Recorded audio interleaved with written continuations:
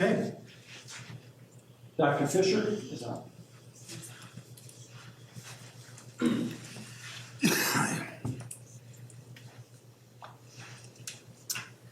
Hello. So I wanted to start off by reminding everyone of a couple of things. That there is a difference between personally attacking someone and holding them publicly accountable for their words and actions. So no one's calling an idiot. No one's doing any of that. We're standing up here and saying, hey, this person did a bad thing, and we all saw you do it, and we think there should be consequences for that action. And you can be a good person and do bad things, and there should still be accountability for those actions.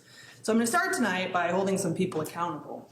Several of the board members seem to want to talk a good talk last board meeting, reassuring us they don't want children bullied, they want the neutrality policies currently in place enforced, and they just don't understand why are they bullying the black and gay kids. Baloney. Baloney to that. Unless there has been some serious transformation on your parts in the last couple of years, that's crap. The kids learned this behavior by watching adults like you.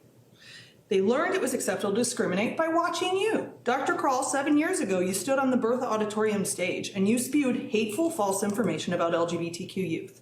I was there. You painted them as confused and broken and undeserving of dignity and the right to use the bathroom that aligned with their gender. And yet after modeling this behavior, you're wondering and surprised why the youth are following your misguided lead. Tom Neely voted in favor at that meeting of humiliating and discriminating against transgender youth. Kim Johnson was a teacher in the Morton School District until she resigned in 2021. Many of you served on the board during her tenure when there were student complaints of homophobia and racism dating to 2009. That's 12 years of complaints that were pushed under the rug. She literally told a room full of students, if you're gay, it's because you weren't wanted in your parents' womb. And not a single person on this board publicly called her out or condoned her for that. When previous board member Bart Rinkenberger made astonishingly transphobic public statements, not a peep from any one of you. Your silence and your inaction make you complicit. If anything, it makes you more guilty than the children doing the bullying, because at least they don't have fully developed frontal lobes yet. You, however, have been given ample opportunity to do the right thing, protect these vulnerable children, and stick up for their rights. But instead, time and again, you've continued to provide affirmation to the bullies by making it very public that you share their views, you support their actions. So if you're wondering where they learned this behavior and that this was appropriate, it's from watching authority figures like you. Nothing can make that more clear than your support, your blanket support of Principal Saunders. So for some reason, you still don't seem to understand why that's a problem. So I am going to ask you all to please use some active listening ears, you at home too, and do a thought experiment with me. Everyone in this room or everyone on this board is pretty openly Christian, right? Christians at home, please join me as well. In case you didn't know, the Taliban wants you dead. They want you like super dead. So if you can imagine being 8 or 10 years old and walking into a school where 95% of your peers are members of the Taliban. The principal is a leader in the Taliban. He actually has a Quran on his wall in his office.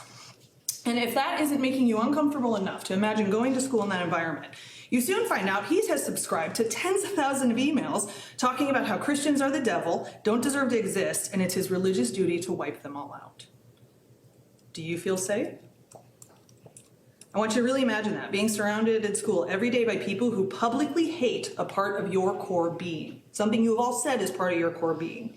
Even if the whole school board, who, by the way, in this scenario is full of his Taliban friends, reassure you he's a good guy and would never hold it against you that you are a Christian, how could you not still fear for your life every time you walk down to be alone in that principal's office? Because that's what the gay and black kids are currently experiencing every day at Grundy School. I want to loudly make this very clear. Principal Saunders is not owed employment. It is being principal is not his constitutional right. Black and LGBTQ children do have a constitutional right to safely attend public school, and it is impossible for them to do that when the person in charge of them publicly, actively hates who they are. If it hasn't been made obvious by now, no one sitting on this board or in this administration is qualified to objectively analyze the problems happening in our district, much less come up with an effective plan to address them. So the first thing I think you need to do is put down your own biases, hire a knowledgeable expert outside counsel to analyze the district and propose an action plan. The local ACLU chapter is happy to help you with this. Next, start doing your jobs and actually address these constituents that are coming in here week after week to bring their concerns. It's in your own bylaws to provide a public response by the next board meeting, and yet you have to do that even once. I proposed an amendment change 4 weeks ago, and there's been no response to that. I emailed each of you a copy of the Affirming Inclusive Schools Task Force report, which literally has a chapter for school boards on how to make more inclusive policies. I offered to sit down and discuss you with it, and not a single board member even gave me the courtesy of a response. So let's start by actually responding to those statements. Thank you, Dr. Fischer. All right. I think that is all of our speakers that I have.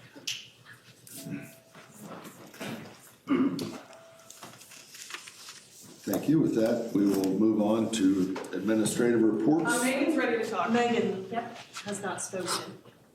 I was not ready when I was called. She is ready now. Oh, okay.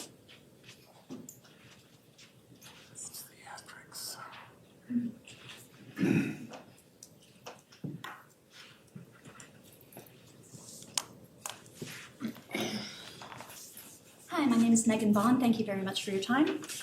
In the words of Dr. Ashley Fischer, next, you should get an anonymous reporting system that's evaluated by a neutral third party. All that talk last time about how no one utilizes the bullying hotline, do any of you know where those hotline complaints go? If a student or family were to go to make a complaint right now about Principal Saunders discriminating against them, who do you think addresses that complaint? Ding, ding, ding, Principal Saunders. I don't even know what to say if you can't see the problem in that system.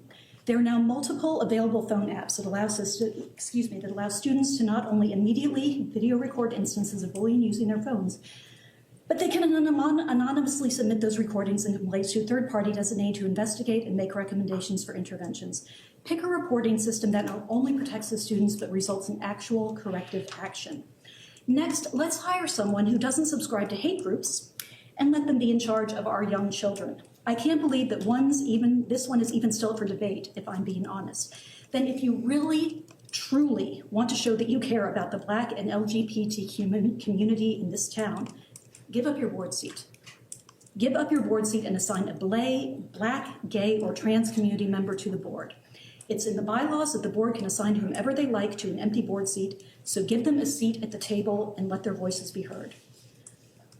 Lastly, each one of you have actively played a part in teaching the children of this district how to hate. So take ownership of that and teach them how to be understanding and supportive instead. Propose age-appropriate safe space training in each of the schools. Dr. Fischer will do it for free, and if you don't want her doing it, she has contacts certified who will do it for free. So there you go. You are now very publicly been given several tools to fix the problems that seem to be stumping you. So, Dr. Fischer wants to make it very clear that if you continue to follow the same path of inaction that you've chosen in the past, if you continue to remain complicit in the persecution of marginalized children through your silence, then the next Black, gay, or trans kid that tries to kill themselves, that's going to be on y'all.